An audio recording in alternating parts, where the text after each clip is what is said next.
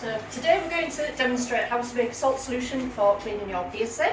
So salt, which is provided by us free of charge with your piercing. So we're going to take 1/4 teaspoon of the salt, add that to a mug, boil the kettle.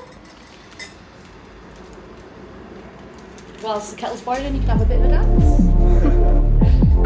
And then we're going to fill the mug with the boiling water.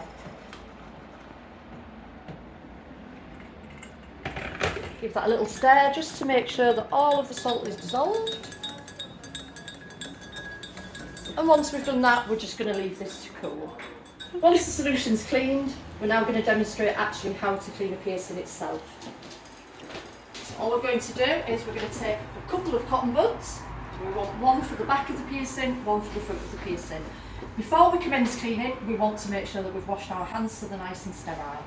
So we're going to dip the cotton bud into the solution, and then what we're going to do is with the piercing itself, we're going to hold the cotton bud against the piercing, and then we're going to wind away in an outward motion. This is so we're removing any germs and any lymph from the area. Once we've cleaned, we're then going to turn the cotton bud around, and with the dry end, we're then going to dry around the area, making sure that there's no moisture present whatsoever. We'll then discard this cotton bud, and then we're going to take a fresh one and we're going to repeat on the back of the piercing. Back of the piercing, again, we've just dipped into the solution, and then we're going to lift and wind away from the piercing itself, again making sure we're going in an outward motion to remove any debris, any germs and any lymph from the area. Then again we will spin the cotton bud around and then make sure that we're thoroughly drying so that there's no moisture present at all. So we've already demonstrated how to actually clean a piercing with a cotton bud.